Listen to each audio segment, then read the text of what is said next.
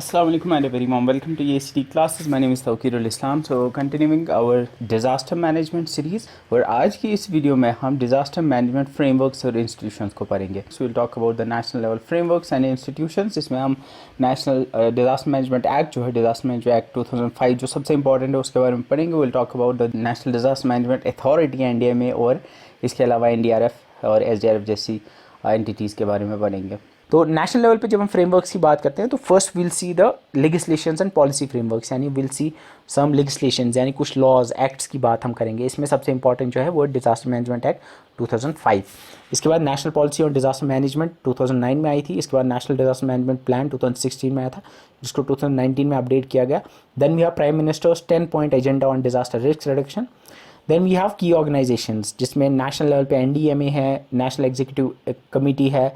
Then we have national institute of disaster management and national disaster response force. इस तरह से state level पे SDMA होता है, state disaster management authority. State executive committee होती है. सो ये जो NDMA और NEC है, बेसिकली NDMA जो है इसकी एग्जीक्यूटिंग एजेंसी होती है NEC. इसी तरह से SDMA की एग्जीक्यूटिंग एजेंसी होती है SEC. यानी NDMA जो है ये पॉलिसी बनाता है, उसको एग्जीक्यूट नेशनल एग्जीक्यूटिव कमेटी करती है. इसी तरह से SDMA और SEC का रोल है. डिस्ट्रिक्ट लेवल पे हमारा district disaster management authority DDMA होता है. एंड इसके अलावा local authorities like Panchayati Raj institution या अर्बन लोकल बॉडीज़ आती है. उसके बाद विल टॉक अबाउट द की नोडल मिनिस्ट्रीज और साइंटिफिक टेक्निकल एजेंसीज. हम मिनिस्ट्री ऑफ होम अफेयर्स के बारे में बात करेंगे. Will talk about IMD, will talk about the INCOIS international Indian national centre for ocean information services. इसके अलावा सेंट्रल वाटर कमीशन है, जियोलॉजिकल सर्वे ऑफ इंडिया है, नेशनल सेंटर फॉर सिस्मोलॉजी है, ISRO है, DRDO है. Then we have financial mechanisms. National disaster response fund आता है, इसमें स्टेट डिजास्टर रिस्पांस फंड आता है, prime minister national relief fund आता है. इसके अलावा PM केयर्स फंड आता है जो रिसेंटली 2020 में आया था, PM केयर्स फंड, जिस पर कॉन्ट्रोवर्सी भी हो रही थी. First will talk about the prominent first and the most important one, that is disaster management act 2005. मेरे हिसाब से क्वेश्चन इस पे आएगा या फिर इंटरनेशनल फ्रेमवर्क्स पे आएगा. ये दो बहुत इंपॉर्टेंट है, इनको बहुत अच्छे से पढ़ के जाना.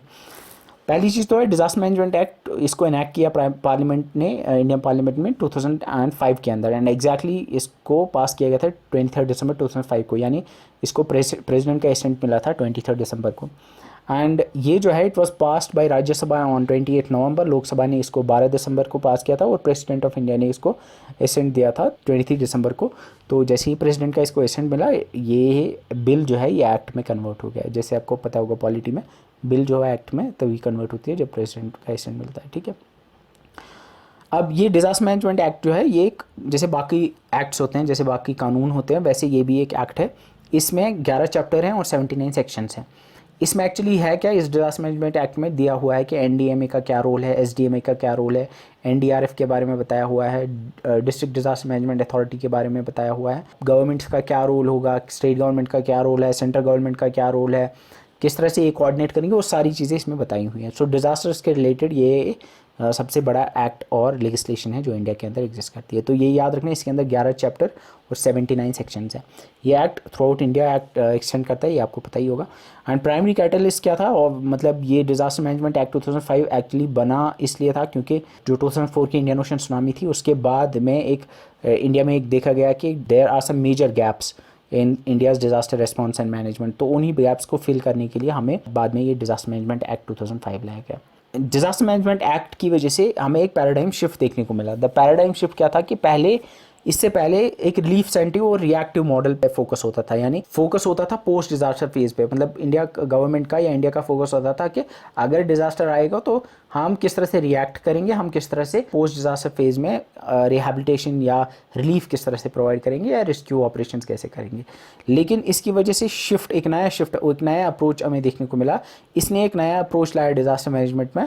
इसने रिएक्टिव से प्रोएक्टिव पैराडाइम में शिफ्ट लाया. दैट इज कि इसने पहली चीज़ तो ये थी कि instead of just focusing on the post disaster phase, it change the focus from post disaster phase two holistic. यानी हमें प्री डिजास्टर फेज पे भी फोकस करना है, ड्यूरिंग डिजास्टर पे भी, और पोस्ट डिजास्टर फेज पे भी फोकस करना है. ठीक है. So this was the paradigm shift जो हमें इस एक्ट की वजह से देखने को मिला. इसकी की ऑब्जेक्टिव्स की अगर हम बात करेंगे, first was to establish a robust institutional mechanism for drawing up, monitoring the implementation of disaster management plan. यानी फर्स्ट थिंग वॉज कि हम एक रोबस्ट इंस्टीट्यूशनल मैकेनिज्म बना पाए जिसकी हेल्प से डिजास्टर मैनेजमेंट प्लान्स को प्रॉपरली इंप्लीमेंट किया जाए।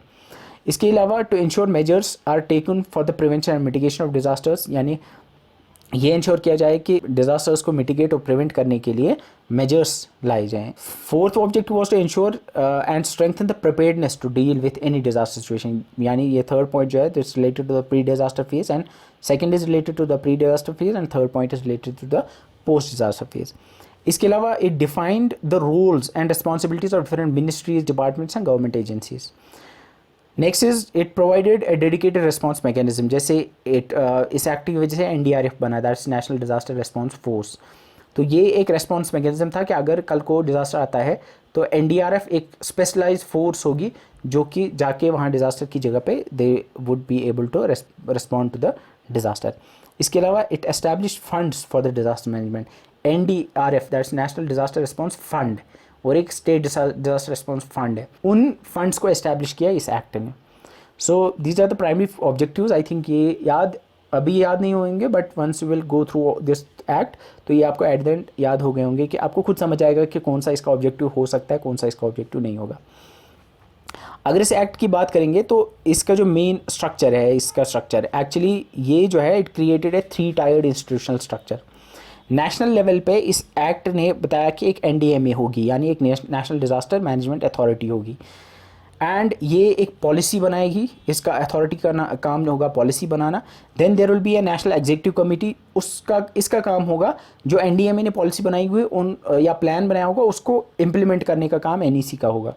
Then there will be a national institute of disaster management, इसका काम होगा to provide training to the professional, यानी जो NDRF national disaster response force के जो प्रोफेशनल्स होंगे उनको ट्रेनिंग प्रोवाइड करने का काम national institute of disaster management को होगा। Then there is NDRF that's national disaster response force, ये एक स्पेशलाइज्ड फोर्स होगी जो कि डिजास्टर के टाइम पे एक्ट करेगी।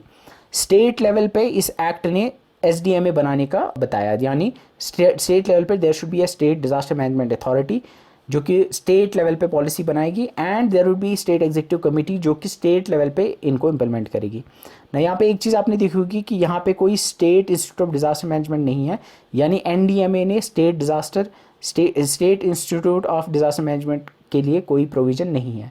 एंड ऑल्सो जो ओरिजिनल एक्ट था उस ओरिजिनल एक्ट के अंदर एसडीआरएफ नहीं था, यानी स्टेट डिजास्टर रिस्पॉन्स फोर्स के लिए प्रोविजन नहीं था। लेकिन बाद में उसको जो 2025 में रिसेंटली अमेंडमेंट आया एनडीएमए एक्ट का, उसमें एसडीआरएफ को इस एक्ट के अंडर लाया गया। तो ये याद रखना कि जो ओरिजिनल एक्ट था डिजास्टर मैनेजमेंट एक्ट 2005 उसमें एसडीआरएफ का प्रोविजन नहीं था, लेकिन टुडे 2025 के अमेंडमेंट के बाद now we have a provision for SDRF as well in the disaster management act. District level पे there should be district disaster management authority, इसमें कोई डिस्ट्रिक्ट एग्जीक्यूटिव कमेटी नहीं होगी, कोई इसके अलावा कोई डिस्ट्रिक्ट डिजास्टर रिस्पॉन्स फोर्स नहीं होगी, ठीक है। तो नेशनल लेवल पे ये 4 चीज़ें होंगी, स्टेट लेवल पे ये 2 होंगी और डिस्ट्रिक्ट लेवल पे 2 होंगी। इसके अलावा फंड्स के लिए भी प्रोविजंस हैं, यानी नेशनल डिजास्टर मैनेजमेंट फंड और स्टेट डिजास्टर मैनेजमेंट फंड उसके लिए भी प्रोविजन है। इसके अलावा पेनल्टीज़ के लिए भी प्रोविजन है, will learn about them all. So national level पे जैसे मैंने बोला there should be a national disaster management authority. ये नेशनल डिजास्टर मैनेजमेंट अथॉरिटी जो है ये एपेक्स डिजास्टर मैनेजमेंट बॉडी है, यानी इंडिया के अंदर डिजास्टर मैनेजमेंट के लिए जो सबसे टॉप या सबसे ऊपर प्राइम पे जो बॉडी आती है दैट्स एनडीएमए, एंड इस एनडीएमए के चेयरमैन होते हैं प्राइम मिनिस्टर ऑफ इंडिया। ये याद रखना है, एनडीएमए के चेयरमैन होते हैं प्राइम मिनिस्टर ऑफ इंडिया। इसका काम क्या होता है? इसका काम होता है पॉलिसीज, प्लान्स और guidelines banana for disaster management, यानी जितनी भी गाइडलाइंस या जितने भी प्लान्स या जितनी भी पॉलिसीज डिजास्टर मैनेजमेंट के रिलेटेड बनती हैं वो एनडीएमए बनाता है और ये अप्रूव करता है नेशनल प्लान को। There is something called as national disaster management plan. उस नेशनल डिजास्टर मैनेजमेंट प्लान जो है बनाता एनईसी है, लेकिन उसको अप्रूव एनडीएमए करता है। इसके अलावा सेंट्रल मिनिस्ट्रीज के लिए भी प्लान एनडीएमए अप्रूव करता है। ये उस प्लान को या ये इन पॉलिसीज या प्लान्स को डायरेक्टली इंप्लीमेंट नहीं करता, ये बस उनको ओवरसी करता है और कोऑर्डिनेट करता है। Then there is something called as national executive committee. ये एक एक्चुअली एक कमेटी होती है जिसके चेयरमैन होते हैं यूनियन होम सेक्रेटरी। याद रखना, यूनियन होम सेक्रेटरी चेयरमैन होते हैं एनईसी के। एंड इसमें कौन कौन होता है? इसमें सेक्रेटरीज होते हैं डिफरेंट मिनिस्ट्रीज़ के, like agriculture, defence, health, power जैसी मिनिस्ट्रीज़ के सेक्रेटरीज जो है वो इस कमेटी में होते हैं। इसका काम क्या होता है? इसका प्राइमरी काम होता है implementation, coordination of the policies and plans जो एनडीएमए ने बनाए होते हैं, यानी जो भी प्लान्स या पॉलिसीज़ एनडीएमए ने बनाए हैं उनको इम्प्लीमेंट करने का काम जो है वो एनईसी का होता है। And it's responsible for the for preparing the national plan. अब यहाँ पे एक चीज़, जो नेशनल प्लान है, नेशनल प्लान या नेशनल डिजास्टर मैनेजमेंट प्लान जो है वो बनाता एनईसी है, लेकिन उसको अप्रूव एनडीएमए करता है। ये इंपॉर्टेंट है, प्लान को अप्रूव एनडीएमए करता है लेकिन उसको बनाता एनईसी है। तो ये इंपॉर्टेंट है, ये आप याद रखोगे। एंड ऑल्सो ये उस प्लान की इम्प्लीमेंटेशन को मॉनिटर करता है, ये इंपॉर्टेंट है, ये आप याद रखोगे। तो सिंपल टर्म्स में आई थिंक ये आपको याद हो गया होगा कि इन दोनों का रोल क्या है। Then there is NIDM, that's the national institute of disaster management. ये एक ट्रेनिंग इंस्टीट्यूशन है जो एक तो ट्रेनिंग प्रोवाइड करता है और साथ में रिसर्च एंड डेवलपमेंट का भी काम करता है related to the disaster management. And also documentation in the field of disaster management का काम भी यही NIDM करता है। इसके बाद वी हैव NDRF। NDRF क्या है? ये एक डेडिकेटेड प्रोफेशनल फोर्स है जो स्पेशलाइज्ड है for the response to the disasters. Like अगर कभी डिजास्टर आता है तो NDRF के लोग वहाँ पे आते हैं। ये इसमें मल्टीपल बटालियंस होते हैं, we learn about them all. वो कहाँ कहाँ पे होती है, पोजिशन कहाँ कहाँ कंट्री में होती है, we learn about all of them. So I think national level पे अब NDMA ने क्या, जो डिजास्टर मैनेजमेंट एक्ट 2005 है, उसने नेशनल लेवल पे एक नेशनल डिजास्टर मैनेजमेंट एक्ट बनाने के बाद नेशनल डिजास्टर मैनेजमेंट अथॉरिटी बनाने के बारे में बोला। नेशनल एग्जीक्यूटिव कमेटी, NIDM और NDRF बनाने के लिए प्रोविजंस रखे थे। स्टेट लेवल पे there would be a state disaster management authority, जो कि एपेक्स बॉडी होगी स्टेट लेवल पे। इसके चेयरमैन होंगे चीफ मिनिस्टर, NDMA के चेयरमैन प्राइम मिनिस्टर होंगे, इसके चेयरमैन जो होंगे वो चीफ मिनिस्टर होंगे उसी स्टेट के। ऑब्वियसली हर एक स्टेट में एक SDMA होगा। इसका काम क्या होगा? इसका काम होगा स्टेट डिजास्टर मैनेजमेंट पॉलिसी को बनाना और स्टेट प्लान को अप्रूव करना, जस्ट लाइक उसका उल्टा है ना NDMA का। इट्स रेस्पॉन्सिबल, लाइक उल्टा इन द सेंस वो नेशनल प्लान को अप्रूव करती है, ये स्टेट प्लान को अप्रूव करती है। अब इसके अलावा स्टेट एग्जीक्यूटिव कमेटी जो है, इसके चेयरमैन होते हैं चीफ सेक्रेटरी, स्टेट के जो चीफ सेक्रेटरी होते हैं। अब यहाँ पे नेशनल एग्जीक्यूटिव कमेटी के चेयरमैन होते हैं यूनियन होम सेक्रेटरी। यहाँ पे स्टेट एग्जीक्यूटिव कमेटी के चेयरमैन होते हैं आपके चीफ सेक्रेटरी, जो स्टेट के चीफ सेक्रेटरी होते हैं। इसका काम होता है, ये इम्प्लीमेंटिंग आर्म होती है SDMA की। इसका काम होता है coordinating and monitoring disaster management activities in the state में जो एक्टिविटीज़ हैं डिजास्टर मैनेजमेंट के रिलेटेड, उनको एग्जीक्यूट करने का। डिस्ट्रिक्ट लेवल पे we have the DDMA, that's district disaster management authority. And इसके चेयरमैन होते हैं DC जो होते हैं, डिस्ट्रिक्ट कलेक्टर, डिस्ट्रिक्ट मजिस्ट्रेट, इसके चेयरमैन होते हैं। एंड इसके को चेयरपर्सन जो होते हैं, को चेयरमैन आप मान सकते हो, वो होते हैं elected representative of the area, यानी जिला परिषद के जो चेयरपर्सन होते हैं वही इसके को चेयरपर्सन होते हैं। इसका काम होता है planning, coordinating and implementing body for disaster management at district level. District disaster management plan को बनाना एंड उसको इम्प्लीमेंट करना, एंड ये काम जो है ये आपका DDMA करता है। तो यहाँ पे you see there is no district executive committee, ये सारा काम जो है आपका DDMA ही करता है। सो अगर हम फाइनेंशियल मैकेनिज्म्स की बात करेंगे, this act established dedicated funds to ensure financial readiness, यानी इस एक्ट के अंदर there are provisions for some funds, for certain funds, जिसमें पहला आता है नेशनल डिजास्टर रिस्पांस फंड। ये एक फंड है जो कि सेंट्रल गवर्नमेंट मैनेज करती है। सेंट्रल गवर्नमेंट के पास एक फंड होता है जिसको NDRF कहते हैं। दैट इज NDRF की दो फुल फॉर्म है, एक है नेशनल डिजास्टर रिस्पांस फोर्स, दूसरा है नेशनल डिजास्टर रिस्पांस फंड। अब ये फंड जो होती है ये इमरजेंसी रेस्पॉन्स, यानी अगर कहीं पे डिजास्टर आता है तो रेस्पॉन्स, रिलीफ और रिहेबिलिटेशन के काम में ये फंड काम आता है ना। यू कैन सी यहाँ पे ये जो फंड होता है ये सिर्फ और सिर्फ आपके immediately, like you can C during disaster phase में या इमीडिएटली आफ्टर द डिजास्टर के फेज में काम आता है। इसमें it can not be use for the pre disaster phase, यानी ये डिजास्टर के पहले यूज़ नहीं किया जा सकता, या फिर लॉन्ग टर्म में पोस्ट डिजास्टर फेज में भी आपको इसको यूज़ नहीं कर सकते। It's use for emergency response, relief and rehabilitation. And ये फंड किया जाता है थ्रू बजटरी एलोकेशन एंड सेसेस, यानी बजट, जब यूनियन बजट आता है तो यूनियन बजट में भी NDRF के लिए कुछ हिस्सा होता है। एंड साथ में जो सेसेस होते हैं, सेसेस बेसिकली टैक्स ऑन टैक्स, तो एक्चुअली कुछ टैक्सेस होते हैं लाइक सर्टेन आइटम्स, लाइक जिनका हेल्थ पे इम्पैक्ट होता है, लाइक जैसे टोबैको है या बाकी चीज़ें हैं, तो उन पे जो सेस लगता है वो सेस जो है उसका कुछ हिस्सा NDRF में जाता है। ठीक है। Then there is something called as SDRF। SDRF जो है ये एक स्टेट लेवल फंड है, NDRF is national level fund. ये SDRF फंड जो है एक्चुअली इसमें 75% SDRF जो होता है वो सेंट्रल गवर्नमेंट देती है और 25% स्टेट गवर्नमेंट अपने पॉकेट से निकालती है। लेकिन सर्टन स्पेशल स्टेट्स हैं, लाइक आपकी नॉर्थ ईस्टर्न स्टेट्स हैं या जो हिमालयन स्टेट्स हैं, इवन हमारा JNK भी इसमें आता है, उसमें 90% जो है वो सेंट्रल गवर्नमेंट देती है और 10% जो है वो स्टेट गवर्नमेंट देती है। तो ये याद रखना, ये डिस्ट्रीब्यूशन ये पूछी जा सकती है। And it's actually it's the primary fund available for the states for immediate relief. ये एक ऐसा फंड है कि लाइक अगर स्टेट में कहीं पे भी डिजास्टर आता है तो यही फंड खर्च होता है, और अगर स्टेट को लगता है कि मेरे पास सफिशिएंट फंड्स नहीं है तो they can ask central government, और वो सेंट्रल गवर्नमेंट उनको एनडीआरएफ में से यानी नेशनल डिजास्टर रेस्पॉन्स फंड में से कुछ पैसे एलोकेट कर सकती है उस टाइम पे। तो NDRF is primarily funded by SS, ये इंपॉर्टेंट आप याद रखोगे।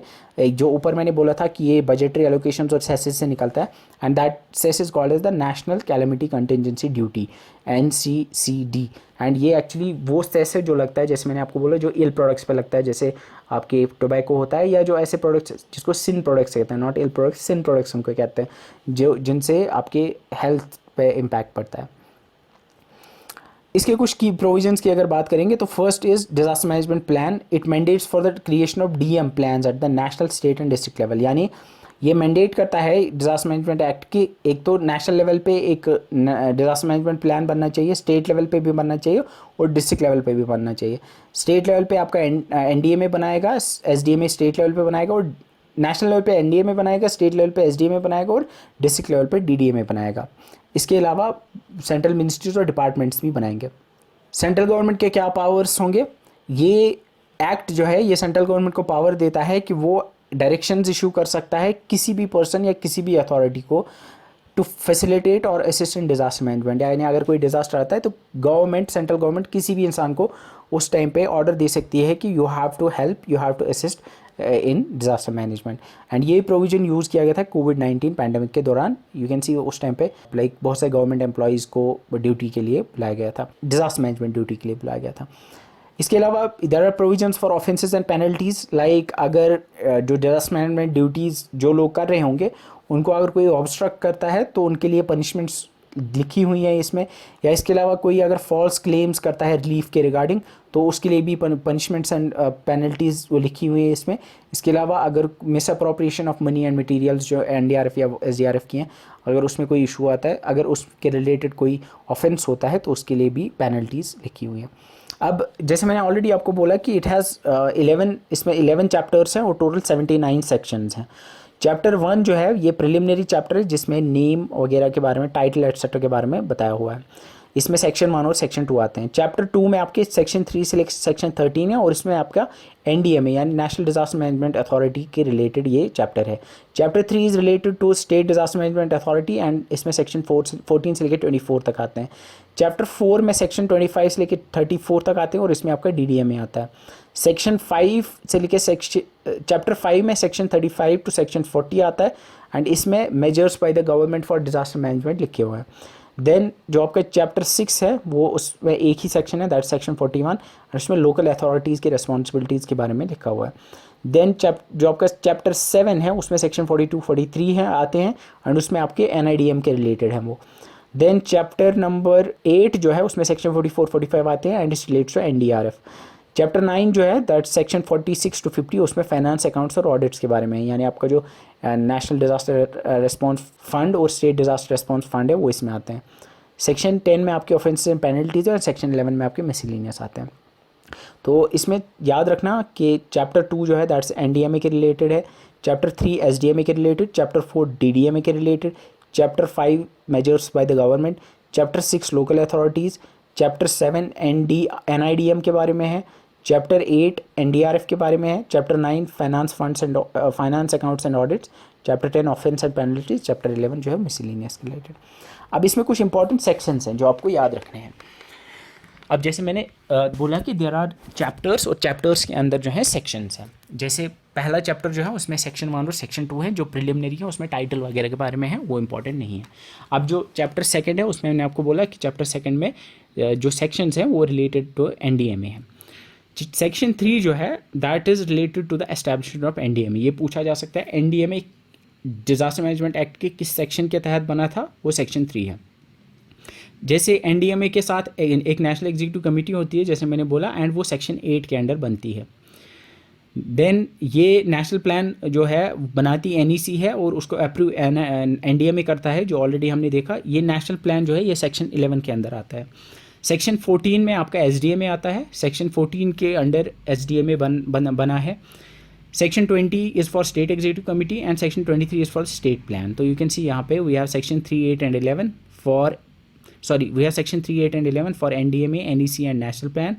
इसी तरह से सेक्शन 14, 20, 23 जो है ये है for SDMA, SEC and state plan. Section 25 is for DDMA, ये याद रखना, Section 25 is for DDMA. Section 31 is for the district plan. Section 41 is for the National Institute of Disaster Management. Section 44 is for the National Disaster Response Force, ये भी पूछा जाता है. Section 46 for NDRF, that is National Disaster Response Fund, and Section 48 is for the SDRF, that is State Disaster Response Fund. I think ये clear हो गया होगा, मुझे नहीं लगता इसमें मुझे कुछ ज़्यादा बताने की ज़रूरत है. तो ये आप याद रखोगे क्योंकि इट्स क्वाइट प्रोबेबल इस पे क्वेश्चन आ सकता है. सो अब इसमें एक ना अमेंडमेंट एक हुआ था 2025 के अंदर, एक्चुअली इसमें हुआ था. तो एक disaster management act amendment bill हुआ था प्रेजेंट 2024 में, ये लोकसभा में 1 अगस्त 2024 को ये union minister of state for home Nityanand Rai ने इसको इंट्रोड्यूस किया था in Lok Sabha on 1 August 2024. Lok Sabha ने इसको 12 दिसंबर 2024 को पास किया. 25 मार्च 2025 को इसने राज्यसभा ने पास किया था एंड प्रेसिडेंट का असेंट मिला था इसको 9 अप्रैल को. 9 अप्रैल 2025 को ये अमेंडमेंट बिल आया. एंड इस अमेंडमेंट ने किया क्या, बेसिकली जो आपका डिजास्टर मैनेजमेंट एक्ट 2005 था उसी में कुछ चेंजेस की थी, उसी में कुछ अमेंडमेंट्स की थी. क्या अमेंडमेंट्स की थी? First thing was the amendment clarifies that man made causes of disasters do not include law and order situations. यानी इसमें क्लैरिफाई किया गया था कि जो मैन मेड डिजास्टर्स हैं वो उसमें लॉ एंड ऑर्डर सिचुएशंस नहीं आएंगी. This was the first amendment. Second was कि it introduce the concept of disaster database. यानी इसमें बताया गया कि डिजास्टर डेटाबेस बनाया जाएगा जिसमें सारी information related to the disasters जो है वो रखी जाएगी. नेक्स्ट इज जो डिजास्टर मैनेजमेंट की जो डेफिनेशन है उसको एक्सपैंड किया गया और उसमें डिजास्टर रिस्क रिडक्शन को इंक्लूड किया गया. इसके अलावा new clause is define disaster risk and hazard, उनकी नई डेफिनेशंस आई. एंड इसके अलावा इवैक्यूएशन एक्सपोजर, इनके लिए नई डेफिनेशंस इस एक्ट में लिखी गई. इसके अलावा जो एग्जिस्टिंग NCMCs हैं, that is national crisis management committee, and HLC that's high level committee हैं, उनको स्टैचुरी स्टेटस मिला. स्टैचुरी स्टेटस मतलब अभी तक ये स्टैचुरी बॉडीज़ नहीं थी. स्टैचुरी बॉडी ऐसी बॉडी होती है जो बेसिकली किसी एक्ट के अंदर किसी एक्ट की वजह से बनी हो. तो ये जो है इनको अब स्टैचुरी स्टेटस मिला, या क्योंकि अब ये इस एक्ट के अंदर बनाई गई, इस एक्ट में इंक्लूड की गई, तो इसकी वजह से इसको स्टैचुरी स्टेटस मिला. ये याद रखना है, NCMC और HLC को अब स्टैचुरी स्टेटस मिला. इसके अलावा यहाँ पे ये NCMC जो है इसके हेड होंगे कैबिनेट सेक्रेटरी, ये इंपॉर्टेंट है, इसके हेड होंगे कैबिनेट सेक्रेटरी, एंड ये नोडल बॉडी होगी for major disasters at national ramifications. Then HLC जो होगी उसके जो हेड होंगे वो minister in charge of disaster management जो होंगे वो होंगे, एंड ये financial assistance to the states को हैंडल करेगी. HLC जो है ये हैंडल करेगी financial assistance to the states. Then next amendment जो थी वो ये थी कि जो स्टेट गवर्नमेंट्स है वो स्टेट डिज़ास्टर रिस्पॉन्स फोर्स बना सकती है फॉर स्पेशलाइज्ड डिज़ास्टर रिस्पॉन्स. अब नाउ यू कैन सी जो ओरिजिनल डिज़ास्टर मैनेजमेंट एक्ट था उसमें SDRF नहीं था, जो ऑलरेडी मैंने आपको बोला भी अभी. लेकिन इस अमेंडमेंट की वजह से अब SDRF जो होंगी वो बनाई जाएंगी. ठीक है, तो SDRF जो होगा इनको अब स्टैचुरी स्टेटस मिला ना, वो अब इस अमेंडमेंट के बाद हुआ. ठीक है, अब central and state government are now authorised to issue directives requiring individuals to take और refrain from specific action to reduce disaster impact. And इसमें याद रखना it's as per the section 44A. ये याद रखना जो SDRFs हैं वो सेक्शन 44A के अंडर आती हैं. ये इंपॉर्टेंट है, ये याद रखना, क्योंकि अभी हमने देखा जो NDRF है वो सेक्शन 44 के अंडर आती है, लेकिन जो SDRF वो सेक्शन 44A के अंडर आती है. ये इंपॉर्टेंट है, ये पूछा जा सकता है. तो ये बहुत इंपॉर्टेंट है क्योंकि ये करंट अफेयर के पॉइंट ऑफ व्यू से इंपॉर्टेंट है. तो इसमें सारे याद रखना क्या क्या अमेंडमेंट्स हुए. पहले मैन मेड कॉजेज़ में लॉ एंड ऑर्डर को नहीं इंक्लूड किया जाएगा. Second thing is disaster database बनाया जाएगा. Third thing is disaster management की डेफिनेशन में चेंज किया गया और उसमें डिजास्टर रिस्क रिडक्शन को इंक्लूड किया गया. इसके अलावा जो NCMCs और HLCs हैं उनको स्टैचुरी स्टेटस मिला. इसमें NCMC जो है उसके हेड होंगे कैबिनेट सेक्रेटरी और ये नोडल बॉडी होगी for major disasters at national level. HLCs जो होगी उसके हेड होंगे मिनिस्टर इंचार्ज जो होंगे डिजास्टर मैनेजमेंट के, एंड ये हैंडल करेगी फाइनेंशियल असिस्टेंस टू स्टेट्स को. इसके अलावा जो हमने देखा स्टेट्स जो है वो स्टेट डिजास्टर रेस्पॉन्स फोर्स बना सकती है अंडर सेक्शन 44A. ये बहुत इंपॉर्टेंट है, ये याद रखना आप. इसके बाद we have national policy on disaster management, NPDM 2009 में ये रिलीज़ हुई थी. इसका पर्पस क्या है? National policy on disaster management. इसका पॉलिसी था एक कंप्रहेंसिव और इंटीग्रेटेड पॉलिसी फ्रेमवर्क बनाना जो डिफाइन कर पाए vision, objective and guiding principles for disaster management in India. Now you have to understand the difference here. इसके बाद एक नेशनल एक्शन प्लान आता है। तो you have to understand the difference between जो आपका नेशनल डिजास्टर मैनेजमेंट, जो disaster management act है, नेशनल पॉलिसी है और नेशनल प्लान है। So there is an act, there is a policy और देर इज़ अ प्लान। तो एक्ट क्या है, वो बेसिकली एक लॉ है, उसमें लिखा हुआ है किसकी क्या रिस्पॉन्सिबिलिटीज़ हैं, कौन कौन सी ऑर्गेनाइजेशंस होंगी, कौन से इंस्टीट्यूशन कहाँ पे काम करेंगे, किस तरह से काम करेंगे, वो उस लॉ के अंदर डिफाइंड है। Then there is a national policy. National policy में बेसिकली लिखा हुआ है, इसमें पॉलिसी के अंदर क्या लिखा हुआ होता है कि व्हाट आर द गोल्स जो हमें अचीव करने हैं, वो इस पॉलिसी के अंदर लिखा हुआ है। Then there is something called as a national plan. वो प्लान के अंदर लिखा हुआ है कि how we are going to achieve that, exactly कौन से स्टेप्स हमें लेने चाहिए, वो प्लान के अंदर लिखे होते हैं। तो पॉलिसी क्या है, पॉलिसी के अंदर सिंपली गोल्स लिखे हुए हैं, उन गोल्स को कैसे अचीव करना है वो नेशनल प्लान के अंदर लिखा होता है। ठीक है, आई थिंक ये क्लियर डेफिनेशन है। तो क्या है national policy on disaster management, ये सिंपली क्या है, ये एक डॉक्यूमेंट है जिसके अंदर एक लिखा हुआ है कि डिजास्टर मैनेजमेंट के रिलेटेड इंडिया में what should be the vision, objectives and guiding principles, जो क्या होने चाहिए स्टेट गवर्नमेंट्स या मिनिस्ट्रीज या फिर सेंट्रल गवर्नमेंट के। ठीक है, और ये एक गाइडिंग डॉक्यूमेंट होता है for different ministries, departments, state governments, ये उनके लिए गाइडिंग डॉक्यूमेंट होता है। तो ये बेसिकली जो ये पॉलिसी है, ये basically it gives the philosophy और द गोल्स और द अप्रोच। ये एक फिलॉसफी है, एक फिलॉसफिकल डॉक्यूमेंट है जो बताता है हमें कि what are the goals that we have to achieve. ठीक है, what are the key guiding principles, इसके की गाइडिंग प्रिंसिपल्स है, first is holistic and integrated, यानी ये कवर करता है डिजास्टर मैनेजमेंट के साइकिल के सारे एस्पेक्ट्स को। It covers the prevention, mitigation, preparedness, response, recovery and reconstruction phase. ये फोकस करता है, it emphasises on the proactive approach rather than on the reactive approach. It provides plans for all types of hazards, ना सिर्फ natural बल्कि man made के लिए भी plans provide करता है। It aims to leverage science and technology for everything, for different aspects of disaster management like early warning systems, hazard mapping and satellite based communication. इसके अलावा it recognize the community based approach, it recognize the importance of communities, local communities in disaster management. इसके अलावा ये mandate करता है कि जो vulnerable groups हैं उनको हमें इंक्लूड करना चाहिए in the disaster management planning. So इस पे आई डोंट थिंक क्वेश्चन आएगा, बट स्टिल इफ आ भी सकता है तो स्टेटमेंट बेस्ड क्वेश्चन आएगा, एंड आई थिंक आप लोग अब वो लोग कर ही पाओगे। इस पॉलिसी की सिग्निफिकेंस क्या है? First thing is that it provides A unified vision. It was the first document जिसने एक सिंगल कोहेरेंट विजन दिया था डिजास्टर मैनेजमेंट का फॉर द होल कंट्री, यानी क्या गोल होगा, क्या विजन होना चाहिए डिजास्टर मैनेजमेंट का, वो इसने दिया था। इट गाइड्स एक्शन, यानी जो भी एक्शंस बाद में लिए जाएंगे और ऑल द एक्शंस जो चाहे किसी भी लेवल पे, सेंट्रल गवर्नमेंट लेवल पे या लोकल लेवल पे दिए जाते हैं, उनको गाइड यही पॉलिसी डॉक्यूमेंट करता है। और ये सिर्फ बताता है what needs to be done, how that should be done, although ये नहीं बताता है, लेकिन how it would be done, जो एक्शन प्लान होगा उस एक्शन प्लान को गाइड यही पॉलिसी डॉक्यूमेंट करता है, जो ऑलरेडी मैंने बोला। And it lays the ground work for the national plan, जो मैंने ऑलरेडी आपको बोला कि जो नेशनल प्लान होगा उस नेशनल प्लान को गाइड यही डॉक्यूमेंट करता है, क्योंकि इसमें जो गोल्स हमें अचीव करने हैं, वो गोल्स कौन से गोल्स अचीव करने हैं वो यही पॉलिसी डॉक्यूमेंट हमें बताता है। तो if you see the hierarchy, act क्या है? Act is just the legal mandate. Act क्या है? ये बेसिकली लीगल अथॉरिटी देता है डिफरेंट ऑर्गेनाइजेशन या इंस्टीट्यूशंस को। पॉलिसी क्या है? पॉलिसी इज़ द विजन और द गोल्स। पॉलिसी में ये बताया देता है कि विजन या गोल्स क्या है। और प्लान क्या होता है? नेशनल एक्शन प्लान जो है या नेशनल प्लान जो है उसमें एक्शनेबल स्ट्रैटेजी होती है। So policy simply says what should be done and plan says how that should be done. ठीक है, सो इसके बाद आपका आता है national disaster management plan, NDMP, जो 2016 में आता है। इसको रिलीज़ किया गया था 1 जून 2016 में। इसको NDMA ने इशू किया था। इसका पर्पस क्या था? इसका पर्पस था to provide a comprehensive framework and direction for all government agencies for prevention, mitigation, management of disasters. It's the first ever national plan जो कंट्री में बनाया गया 2016 के अंदर। तो नाउ यू सी, जो बेसिकली आपका नेशनल पॉलिसी आया था, नेशनल पॉलिसी में जो गोल्स दिए गए थे, उन गोल्स को कैसे अचीव करना है वो इस डिजास्टर मैनेजमेंट प्लान में बताया गया था।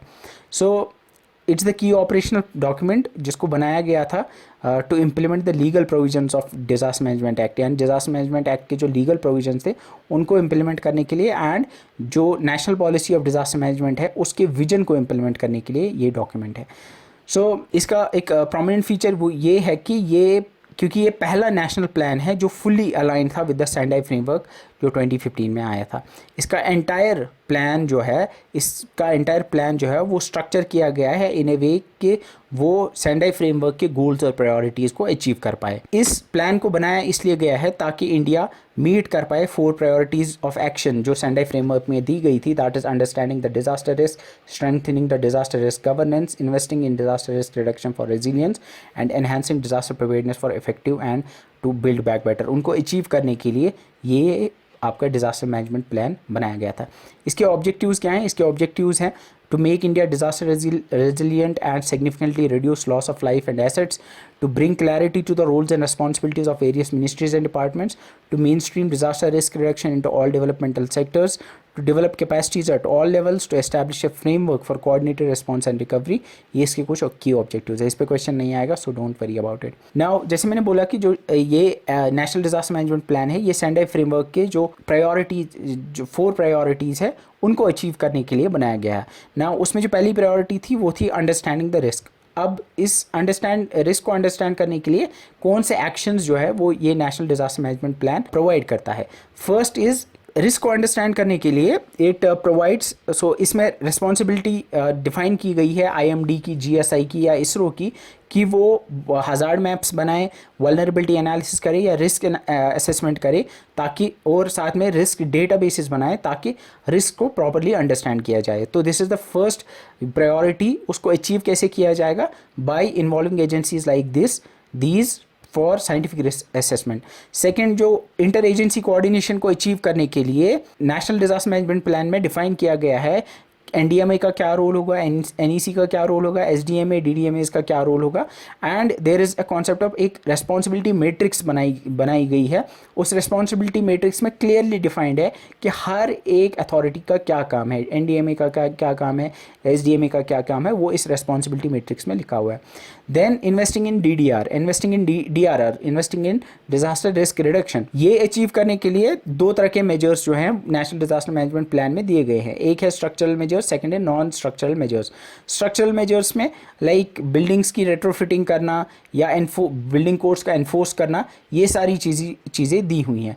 या इसके अलावा नॉन स्ट्रक्चरल प्लान्स में पब्लिक अवेयरनेस कैंपेन्स कराना, capacity building, training and strengthening, environmental regulation जैसे एक्टिविटीज़ से ये अचीव किया जा सकता है, यानी डिजास्टर रिस्क रिडक्शन अचीव किया जा सकता है। इसके की फीचर्स की अगर हम बात करेंगे, first is the horizontal and vertical integration. Horizontal and vertical integration का मतलब है कि ये प्लान जो है ये इंश्योर करता है हॉरिजॉन्टल इंटीग्रेशन भी और वर्टिकल इंटीग्रेशन भी।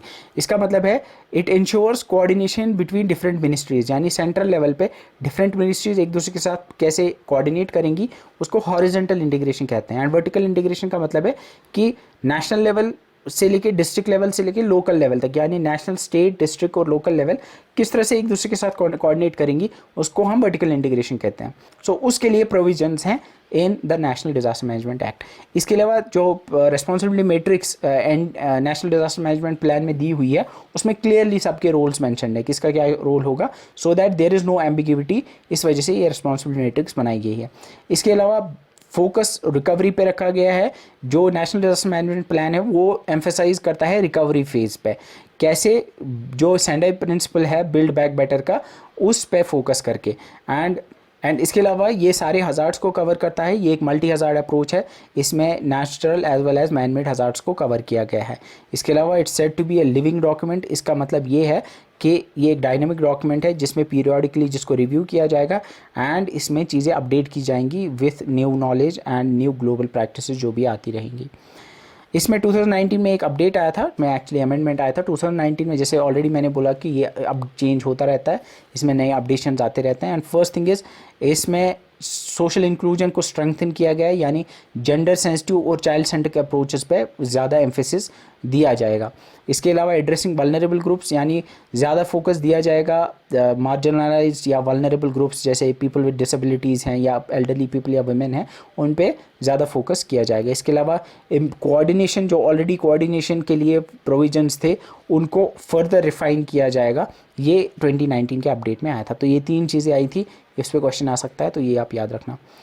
सो सिग्निफिकेंस क्या है इस प्लान की? जो नेशनल डिजास्टर मैनेजमेंट प्लान है ये एक लैंडमार्क डॉक्यूमेंट है, इसलिए क्योंकि ये जो नेशनल पॉलिसी है उसको ऑपरेशनलाइज करता है, क्योंकि नेशनल पॉलिसी सिर्फ एक विजन है, उसके लिए ये उसको कन्वर्ट करता है इनको to concrete actionable plan, into concrete actionable steps. ठीक है, it provides a uniform framework, जैसे हमने देखा इट इंश्योर्स कि सारे स्टेक होल्डर्स, चाहे सेंट्रल गवर्नमेंट लेवल पे हो या स्टेट लेवल पे हो या डिस्ट्रिक्ट लेवल पे हो, वो सारे जो है वो सेम प्ले बुक पे काम करे, यानी वो एक दूसरे के साथ कोऑर्डिनेट करके एफिशिएंटली काम कर पाए। इसके अलावा इट डेमोन्स्ट्रेट्स ग्लोबल कमिटमेंट, कैसे? Because it's aligned with the Sendai framework, इस वजह से it shows India is committed to the global best practices in disaster risk reduction. It promotes a culture of prevention, जैसे मैंने already बोला कि इसमें detailed actions लिखी हुई हैं मिटिगेशन और प्रिपेयर्डनेस के related, and it also helps institutionalize a proactive approach to disaster management. I think ये इसमें जितनी भी सारी चीज़ें हैं ये सारी एग्जैक्टली याद नहीं रखना आप, आई थिंक बस इतना, या अब you should be able to identify कि कौन सी सही है और कौन सी इसमें सही नहीं है, क्योंकि कल को अगर स्टेटमेंट बेस्ड क्वेश्चन आएगा तो you should be able to that. Now there is something called as prime minister's 10 point agenda on disaster risk reduction. Now इसको अनाउंस किया प्राइम मिनिस्टर नरेंद्र मोदी ने नवंबर 2016 में at the Asian ministerial conference on disaster risk reduction, New Delhi में हुई थी ये पहली बार। इस कॉन्फ्रेंस में ये प्राइम मिनिस्टर्स 10 पॉइंट एजेंडा जो है on disaster risk reduction Narendra Modi ने दिया था on 2016, prime minister Narendra Modi ने दिया था इन 2016 नवंबर। ये है क्या? अब इसलिए एक डॉक्यूमेंट है, ये कोई लीगल एक्ट नहीं है या कोई फॉर्मल प्लान नहीं है, बल्कि ये बस एक एजेंडा है। It's a set of guiding principles, जिसमें कुछ गाइडिंग प्रिंसिपल्स दिए हुए हैं। ये एक विजन है basically, just like your policy document. ये एक 10 पॉइंट एजेंडा है, इसमें 10 पॉइंट्स दिए हुए हैं। First is all development sectors must imbibe the principles of disaster risk reduction. तो इसमें इंपॉर्टेंट है कि सारे डेवलपमेंट सेक्टर्स जो हैं वो उनमें डिजास्टर रिस्क रिडक्शन को वो इंक्लूड करने चाहिए। Second is work towards risk coverage for all starting from poor household to SME to multinational corporations, यानी रिस्क कवरेज सबको मिलना चाहिए, पुअर से लेके मल्टी नेशनल कंपनीज तक। Encourage greater involvement and leadership of women in disaster risk management, यानी disaster risk management में women की लीडरशिप को एनकरेज करना चाहिए। Next is invest in risk mapping globally, risk mapping को ग्लोबली हमें उसमें इन्वेस्ट करना चाहिए। Next is leverage technology to enhance the efficiency of disaster risk management efforts. ना इसमें एक चीज़ है, ये सारे कैसे याद रखोगे? मैं एक कहानी आपको सुनाऊंगा, पहले मैं ये 10 बनाऊंगा फिर मैं आपको कहानी सुनाऊंगा। इसके बाद we have develop a network of universities to work on disaster related networks, यानी यूनिवर्सिटीज़ जो हैं वो एक दूसरे के साथ कोऑर्डिनेट करनी चाहिए to work on disaster related issues. इसके बाद utilize the opportunities provide by social media and mobile technologies, यानी सोशल मीडिया और मोबाइल टेक्नोलॉजी का यूज़ करना चाहिए disaster management, disaster risk reduction में। इसके अलावा build on local capacity and initiative, यानी लोकल नॉलेज और लोकल कैपेसिटी और में पे हमें बिल्ड करना चाहिए, यानी लोकल नॉलेज को हमें यूटिलाइज करना चाहिए। इसके अलावा ensure that opportunity to learn from a disaster is not wasted, ये इंश्योर करना चाहिए कि हर कोई डिज़ास्टर जो है वो हमें लेसन्स देता है और वो लेसन्स जो हैं वो आगे जाके हमें हेल्प कर सकते हैं। इसके अलावा bring about greater cohesion in international response to disasters, यानी जब भी डिज़ास्टर कोई आता है तो there should be an greater cohesion in international response, यानी सारी कंट्रीज़ मिल के कोहिसिवली जो है उसको रिस्पॉन्ड करनी चाहिए। ना इन सब को कैसे आप याद रखोगे ऑर्डर में? रिमेंबर, ऐसे इमेजिन करो कि आप बाहर निकलते हो एक सिटी के अंदर, और जैसे आप बाहर निकलते हो आप के अराउंड बहुत सारी डेवलपमेंट हुई होती है, आप देखते हो बड़ी बड़ी बिल्डिंग्स है, बहुत कुछ है, तो वहीं पे आपको नज़र पड़ती है कि वहाँ पे गरीब लोगों के छोटे छोटे घर भी हैं। तो यूसी पहले आप निकलते हो बाहर, वहाँ आपको डेवलपमेंट देखने को मिलती है, लेकिन वहाँ पे कुछ छोटे छोटे घर भी हैं और साथ में कुछ बड़ी बड़ी कंपनीज़ हैं, उनके ऑफिसेज़ भी हैं।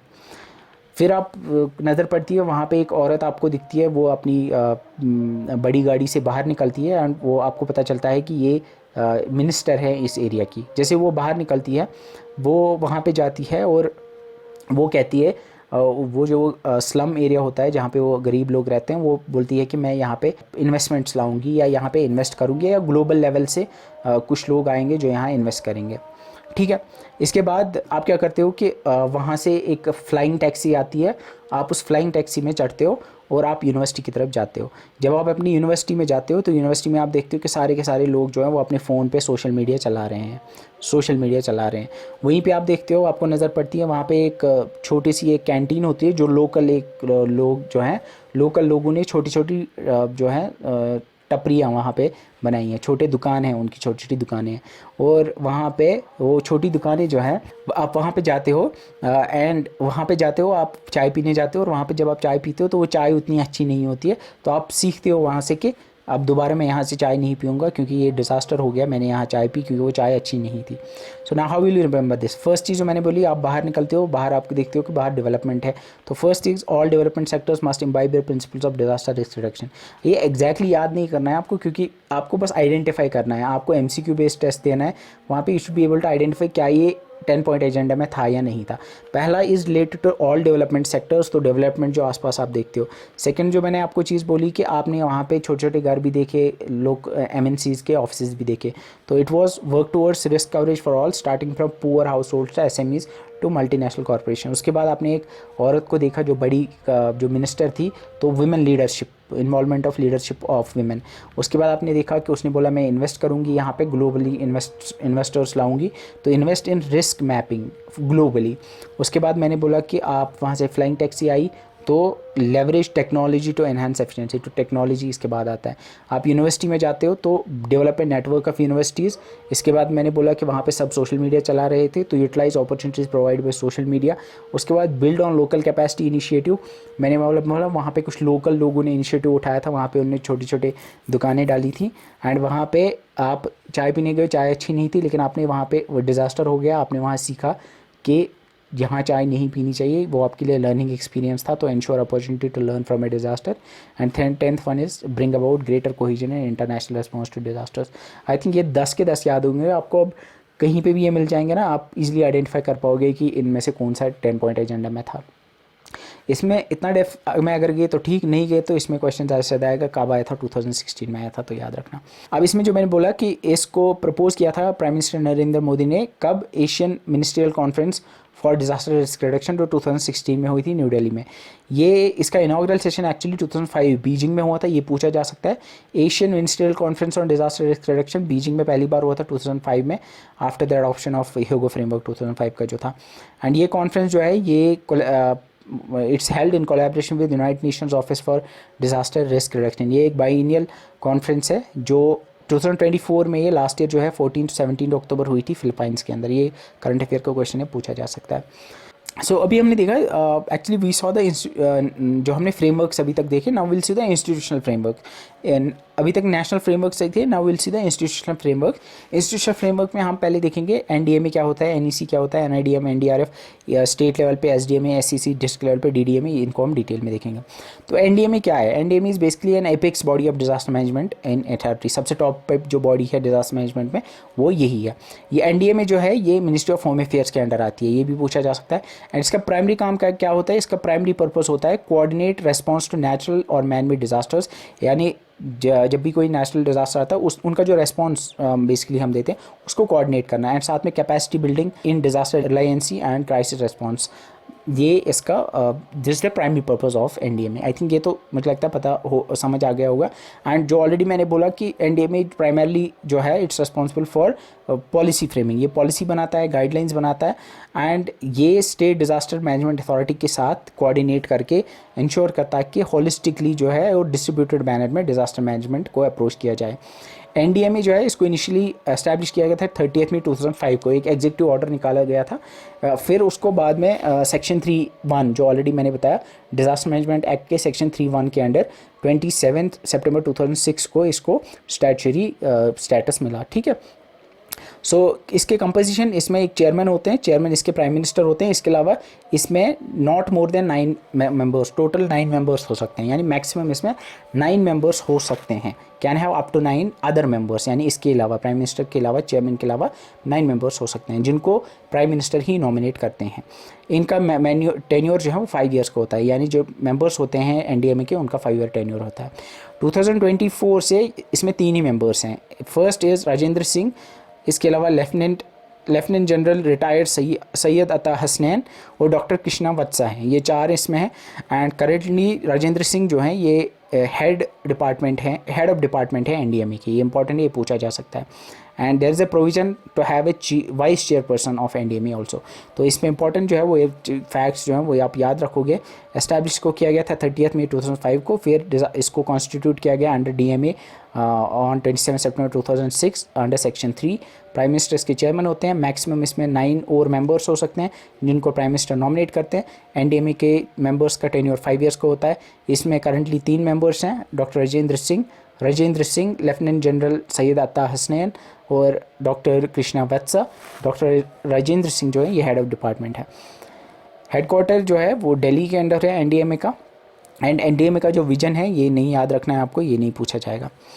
इसके बाद इसके रोल और फंक्शंस क्या है। First, it lays down the policies, plans and guidelines. जो भी policy, plans, guidelines disaster management के रिलेटेड होती हैं वो एनडीएमए ले डाउन करता है। Second is it approves the national disaster management plan, यानी नेशनल डिजास्टर मैनेजमेंट प्लान को ये अप्रूव करता है। उसको फ्रेम कौन करता है, बनाता है उसको एनईसी है, लेकिन इसको अप्रूव एनडीएमए करता है। It approves plans prepare by ministries, departments और departments of government of India, यानी गवर्नमेंट ऑफ इंडिया के बाकी मिनिस्ट्रीज और डिपार्टमेंट जो प्लान्स बनाती है उनको अप्रूव ये करता है। It coordinates the enforcement and implementation of disaster management policies and plans. ये कोऑर्डिनेट करता है जो भी प्लान्स, डिजास्टर मैनेजमेंट प्लान्स होते हैं उनकी इन्फोर्समेंट और इम्प्लीमेंटेशन को ये कोऑर्डिनेट करता है। It recommends provision of funds for mitigation and preparedness. इसके अलावा provides support to other countries affected by major disasters determined by the central government, ये भी इंपॉर्टेंट है। इसके अलावा it takes such other measures for prevention, mitigation, preparedness and capacity building as it may concern necessary. जो भी इसको सही लगेगा रिलेटेड टू दिस वो ये करता है। तो इसमें रोल पे क्वेश्चन आ सकता है, which of following is not a role of NDMA, तो उसमें 2 ये आ सकते हैं, तो you should be able to identify. NDMA जो है it runs various programmes for mitigation. इसमें there is a national cyclone risk management project, school safety project चलाता है एनडीएमए। इसके अलावा डिसीजन सपोर्ट सिस्टम और भी बहुत सारे प्रोजेक्ट्स ये चलाता है। इंडिया के अंदर देयर इज़ एक इंडिया डिज़ास्टर रेस्पॉन्स समिट हुई थी 9 नवंबर 2017 को न्यू दिल्ली में। एंड इसमें ख़ास बात ये थी, it was in association with Facebook के साथ मिलके ये समिट हुआ था। And it was the first country जिसने फेसबुक के साथ पार्टनर करके एक डिज़ास्टर रेस्पॉन्स पे एक समिट किया था। तो ये इसका डेट याद रखना, इंडिया डिज़ास्टर रेस्पॉन्स समिट 9 नवंबर 2017 को हुआ था न्यू दिल्ली के अंदर। अगर हम नेशनल डिज़ास्टर मैनेजमेंट अथॉरिटी के रोल की बात करेंगे तो एनडीएमए क्या है, ये एक पॉलिसी बॉडी है, एक हाई लेवल पॉलिसी बॉडी है। एंड जो डे टू डे कोऑर्डिनेशन या इम्प्लीमेंटेशन का काम है वो नेशनल एग्जीक्यूटिव कमेटी देखती है, जो ऑलरेडी मैंने आपको बोला जिसके चेयरमैन यूनियन होम सेक्रेटरी होते हैं। तो एनडीएमए क्या है, ये थिंक टैंक है। ये थिंक टैंक है, इसका काम क्या है, it sets the overall direction, policy and strategy. ये स्ट्रैटेजी बनाता है, पॉलिसी और डायरेक्शन सेट करता है। वो decides what needs to be done, ये बताता है कि क्या करना चाहिए और कैसे करना चाहिए। वो कौन कर डिसाइड करता है, वो एनईसी करता है। तो एनईसी जो है वो ऑपरेशनल आर्म है, ये एक्ट करती है एनडीएमए के डायरेक्शंस पे, कोऑर्डिनेट करती है मिनिस्ट्रीज़ के साथ और प्रिपेयर करती है नेशनल प्लान, जिसको फिर अप्रूव करती है एनडीएमए, ठीक है, एनडीएमए जिसको बाद में अप्रूव करती है। एंड ये मॉनिटर करती है इम्प्लीमेंटेशन को भी, ठीक है। तो ये इंपॉर्टेंट है, आई गेस ये तो बहुत बार रिपीट किया मैंने, ये याद हो गया होगा। देन नेशनल एग्जीक्यूटिव कमेटी की अगर बात करेंगे तो ये क्या है, it's a primary executive and coordinating body for disaster management eight the national level in India. ये एक एग्जीक्यूटिव बॉडी है, यानी ये एक इम्प्लीमेंटेशन बॉडी है। इसको डिजास्टर मैनेजमेंट एक्ट 2005 के अंडर इस्टेब्लिश किया गया था, headed by the union secretary. इसके सेक्रेटरी जो होते हेड होते हैं वो यूनियन होम सेक्रेटरी होते हैं। सो यहाँ पे लिखा हुआ है सेक्शन 8 के अंदर इसको बनाया जाता है। एंड एनईसी का पर्पस क्या होता है, इसका पर्पस होता है to assist the national disaster management authority, NDMA को असिस्ट करना इम्प्लीमेंटेशन में इसका काम होता है। तो एनईसी का काम होता है is to assist the national disaster management authority in the performance of its functions, ठीक है। आई थिंक ये तो याद हो गया होगा, मुझे बार बार ये रिपीट करने की ज़रूरत नहीं है। तो एनडीएमए अगर ब्रेन है, एनईसी नर्वस सिस्टम है। इसके एनडीएमए के हेड होते हैं प्राइम मिनिस्टर, इसके हेड होते हैं union home secretary. NDMA high level policy making body है, NEC executive implementing and coordinating body है। ये एनडीएमए अप्रूव करता है नेशनल प्लान और पॉलिसीज़ को, एनईसी प्रिपेयर करता है नेशनल प्लान और एनडीएमए जिसको बाद में एनडीएमए अप्रूवल देता है। ये डिसाइड करता है NDMA what's to be done, how is to be done ये डिसाइड करता है NEC। आई थिंक ये याद हो गया होगा, मुझे लगता है मुझे और इसमें बताने की ज़रूरत है।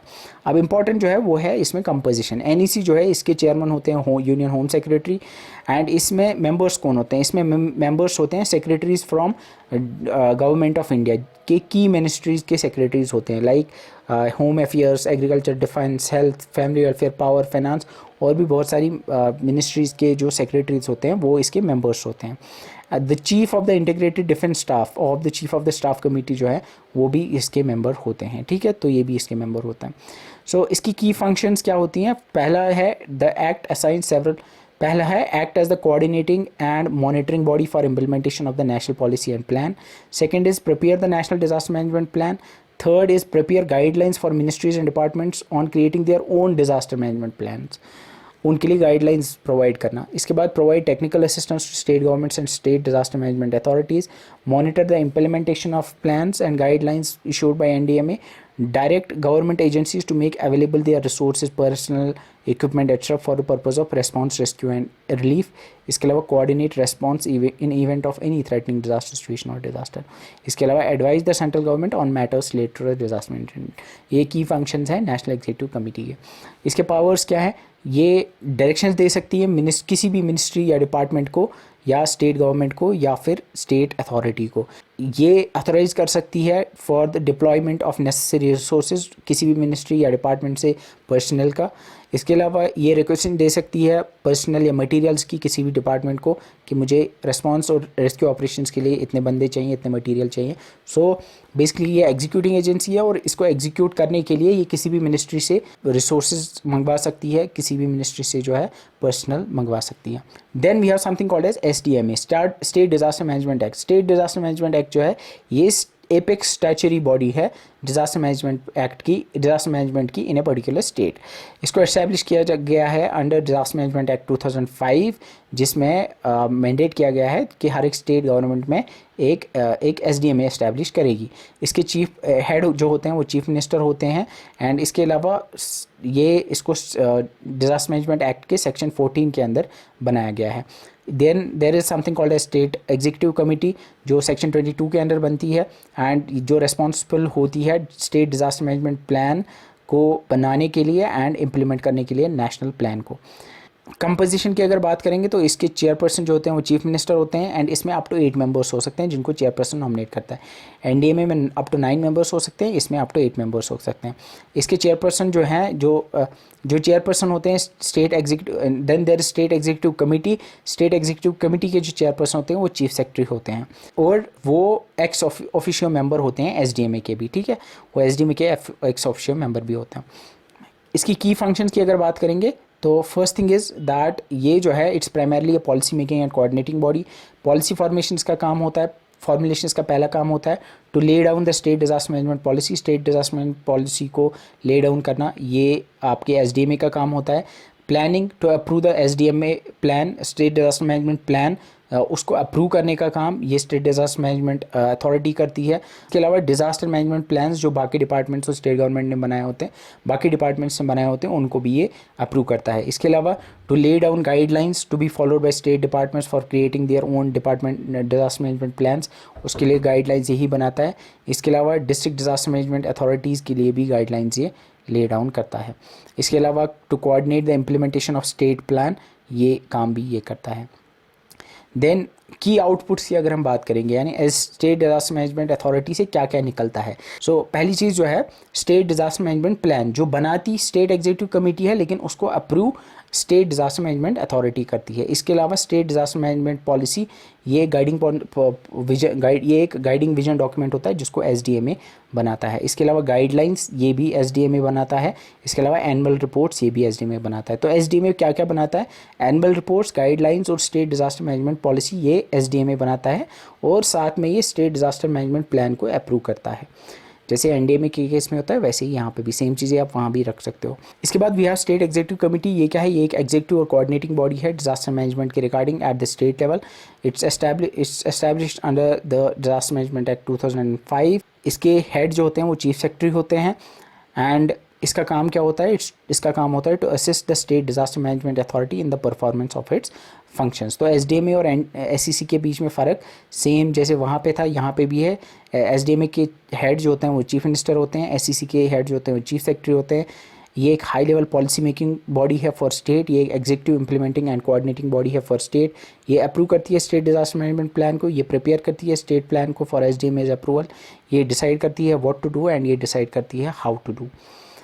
स्टेट एग्जीक्यूटिव कमेटी में कौन कौन होता है? इसके चेयरपर्सन ऑलरेडी मैंने बोला chief secretary of the state government जो होते हैं वही होते हैं इसमें, और इसके मेंबर्स जो होते हैं इसमें 4 और सेक्रेटरीज होते हैं, तो जो 4 और सेक्रेटरीज होते हैं स्टेट गवर्नमेंट के फ्रॉम की डिपार्टमेंट्स। तो इसमें there is a chairperson and there are 4 other members जो कि सेक्रेटरीज होते हैं फ्रॉम अदर डिपार्टमेंट्स, ठीक है।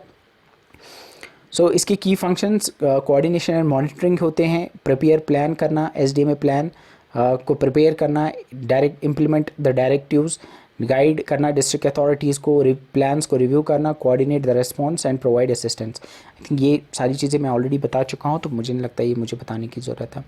इसके powers, it can issue directions to the departments, to any department. ये कंट्रोल एंड रिस्ट्रिक्ट कर सकती है मूवमेंट ऑफ व्हीकल्स और people in a disaster affected area.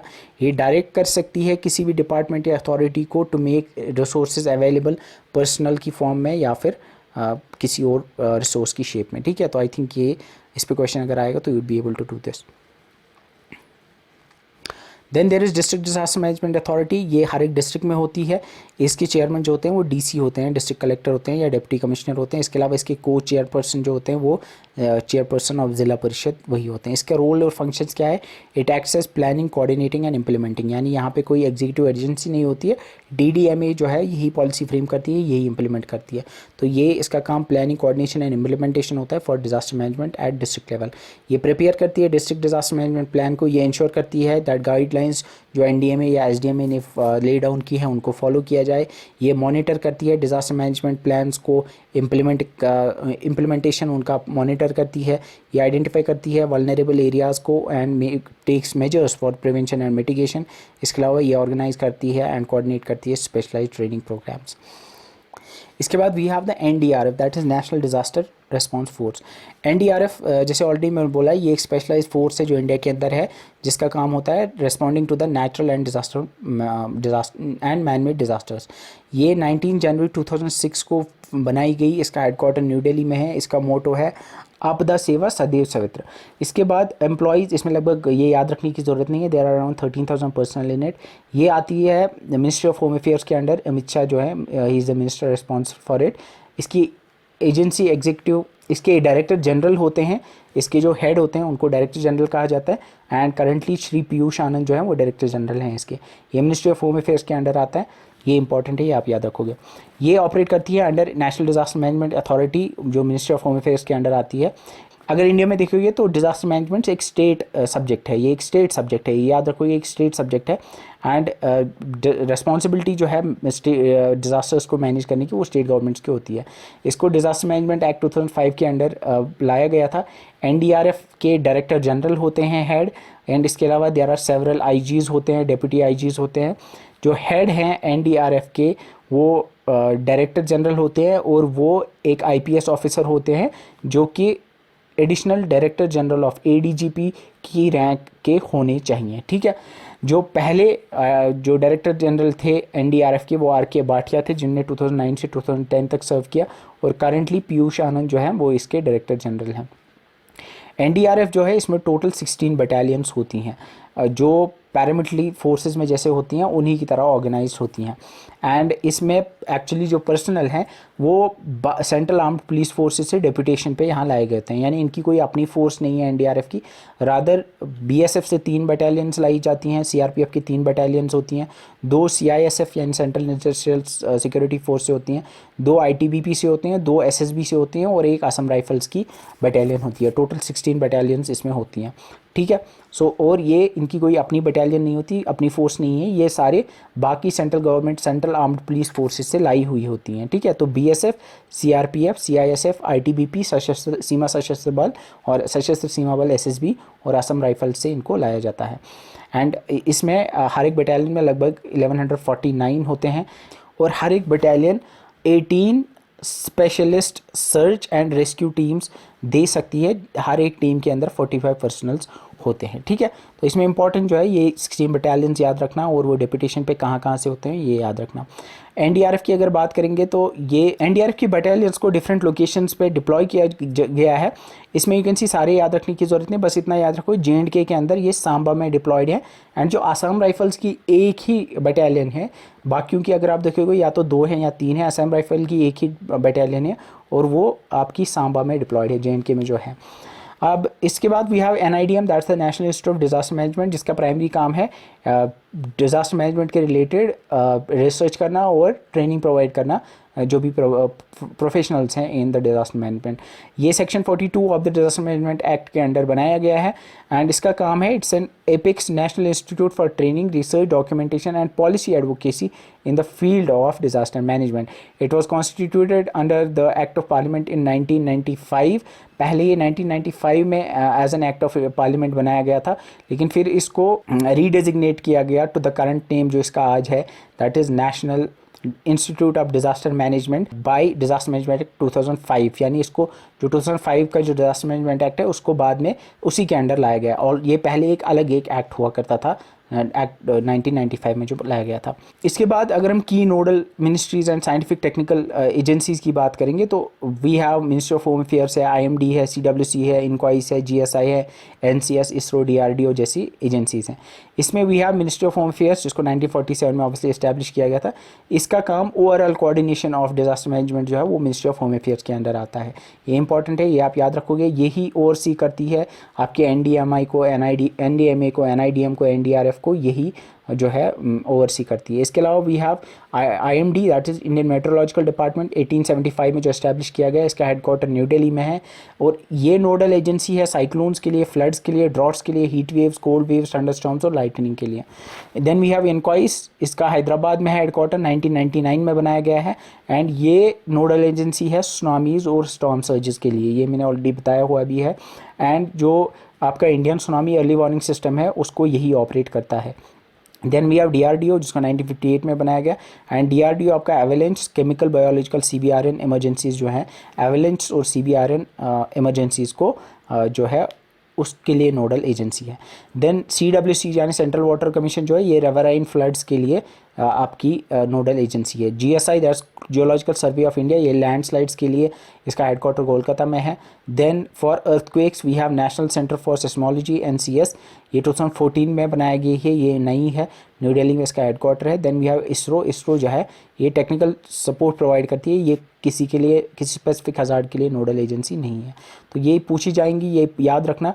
IMD is for cyclone, floods, droughts, लेकिन floods related to floods में कैसे ये rainfall prediction में हेल्प करती है, ठीक है। इसके अलावा कोल्ड वेव्स, थंडरस्टॉर्म्स और लाइटनिंग के लिए है। इनक्वाइस जो है ये सुनामीज और स्टॉर्म सर्ज के लिए है। डीआरडीओ एवलांच और सीबीआरएन के लिए है। सीडब्ल्यूसी रेवराइन फ्लड्स के लिए है। Geological survey of India landslides के लिए है और national centre for seismology earthquakes के लिए। Then we have financial mechanisms, इसमें आपको पढ़ना है एनडीआरएफ यानी national disaster response fund, national disaster state disaster response fund, PMRF, PMNRF that's prime minister national relief fund और पीएम केयर्स फंड। एनडीआरएफ क्या है? It's a dedicated fund at the national level for meeting the expenses for emergency response, relief and rehabilitation in event of any severe disaster. यानी अगर कोई disaster आता है तो ये नेशनल लेवल पे एक डेडिकेटेड फंड है। इसको एस्टैब्लिश किया गया है under section 46 of the disaster management act 2005। ये जो है इस फंड को पब्लिक अकाउंट ऑफ इंडिया में रखा गया है under the reserve fund not bearing interest.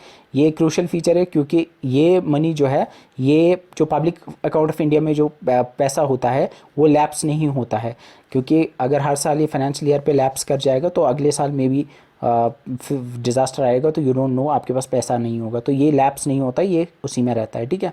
तो ये याद रखना आप, it's under the public account India, public account of India. And इसका पर्पज़ क्या है? इसका पर्पज़ एक्चुअली है, ये इसका प्राइमरी पर्पज़ है to supplement the state disaster response fund. यानी असल में जब डिज़ास्टर आता है तो डिज़ास्टर के केस में जो पैसा लगता है इमीडिएट रिस्पांस में वो एसडीआरएफ यानी स्टेट्स से जो पैसा निकलता है एसडीआरएफ के केस में वो खर्च होता है। लेकिन अगर कोई सीवियर नेचर का कोई डिज़ास्टर है जिसमें स्टेट को लगता है कि ज़्यादा पैसे की ज़रूरत है तो वो सेंट्रल गवर्नमेंट से एनडीआरएफ से लेता है, तो वो एनडीआरएफ से लगता है। तो ये एक तरह का एक इमरजेंसी रेस्पॉन्स फंड है, ये एक सप्लीमेंट्री फंड है, ये एक सप्लीमेंट्री फंड है जो यूज़ होता है अगर एसडीआरएफ का फंड कम पड़ता है, ठीक है। तो ये याद रखना है, ये एक इमरजेंसी रेस्पॉन्स फंड है। इसका मतलब ये है कि ये मिटिगेशन और लॉन्ग टर्म रिकंस्ट्रक्शन प्रोजेक्ट्स के लिए यूज़ नहीं किया जाता, ये इमीडिएट रेस्पॉन्स के लिए यूज़ किया जाता। फंडिंग सोर्सेज अगर आप देखोगे एनडीआरएफ के मल्टीपल फंडिंग सोर्स है। First is levy on cess, यानी जो ऑलरेडी मैंने आपको बोला कि जो नेशनल कैलेमिटी कंटिजेंसी ड्यूटी होती है, जो ए टाइप ऑफ सेस होता है जो टबैको प्रोडक्ट्स या क्रूड ऑयल जैसे प्रोडक्ट्स पे लगता है, सेस लगता है, उससे कुछ हिस्सा जो है एनडीआरएफ में आता है। इसके अलावा सेंट्रल गवर्नमेंट बजट्स में भी कुछ एनडीआरएफ को एलोकेट करती है। इसके अलावा डोनेशंस और ग्रांट्स से भी कुछ पैसा इसमें आता है। तो 3 तरह से एनडीआरएफ में पैसा आता है, levy on cess, budgetary allocation और डोनेशन और ग्रांट से आता है। इसके बाद इंपॉर्टेंट जो है वो ये है कि इसका स्कोप और यूजेज, मतलब scope of expenditure and uses की अगर हम बात करेंगे, यानी ये किसके लिए यूज़ होता है, तो इसमें इंपॉर्टेंट जो याद रखोगे वो ये है कि it's use for providing immediate relief for temporary nature, यानी इमीडिएटली डिजास्टर के बाद ये टेम्परेरी नेचर के लिए अगर कोई रिलीफ प्रोवाइड करना है तो उसके लिए ये यूज़ किया जा सकता है। ये सर्च एंड ऑपरेशंस यानी सर्च एंड रेस्क्यू ऑपरेशंस के लिए इसको यूज़ किया जा सकता है। इमरजेंसी कम्युनिकेशन एंड ट्रांसपोर्टेशन के लिए इसको यूज़ किया जा सकता है। Providing food, drinking water, medical care and temporary shelters के लिए इसको यूज़ किया जा सकता है। Providing clothing, utensils and other basic necessities के लिए इसको यूज़ किया जा सकता है। इसके अलावा emergency repair and restoration of critical infrastructure like power lines, roads and water supply के लिए इसको यूज़ किया जा सकता है। इसके अलावा ex gratia payments to the families of deceased, उनके लिए भी, to the persons with serious injuries, उसके लिए भी इसको यूज़ किया जा सकता है। इसके अलावा air dropping of essential supplies, evacuation of people from affected areas, इसके लिए इसको यूज़ किया जा सकता है। किसके लिए इसको यूज़ नहीं किया जा सकता है, एनडीआरएफ जो है जनरली ये लॉन्ग टर्म रिकवरी के लिए या रिकंस्ट्रक्शन के लिए यूज़ नहीं किया जा सकता, यानी जो लॉन्ग टर्म में कुछ डेवलपमेंट वर्क्स होंगे उसमें इसको यूज़, ये इमीडिएट यूज़ के लिए होता है, इमीडिएट रिलीफ के लिए। आई गेस इतना समझ आ गया होगा।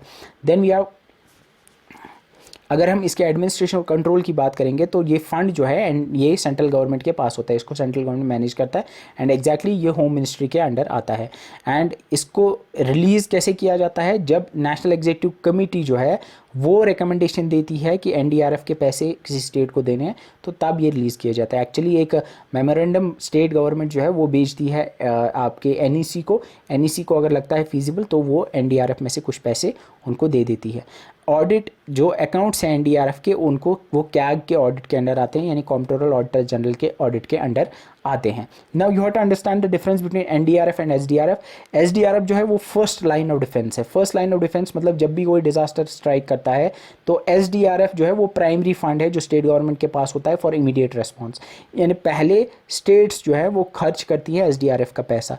अगर एसडीआरएफ के फंड्स कम पड़ जाते हैं तो in that case state government जो है वो सेंट्रल गवर्नमेंट से रिक्वेस्ट कर सकती है कि मुझे एनडीआरएफ में से कुछ पैसे दे दो। आई थिंक ये इंपॉर्टेंट है। अब एनडीआरएफ से पैसे मांगने का जो तरीका है, प्रोसेस है, वो क्या है। स्टेट गवर्नमेंट जो है वो एक डिटेल्ड मेमोरेंडम सबमिट करती है, किसको, डिटेल्ड मेमोरेंडम सबमिट करती है सेंट्रल असिस्टेंस के लिए।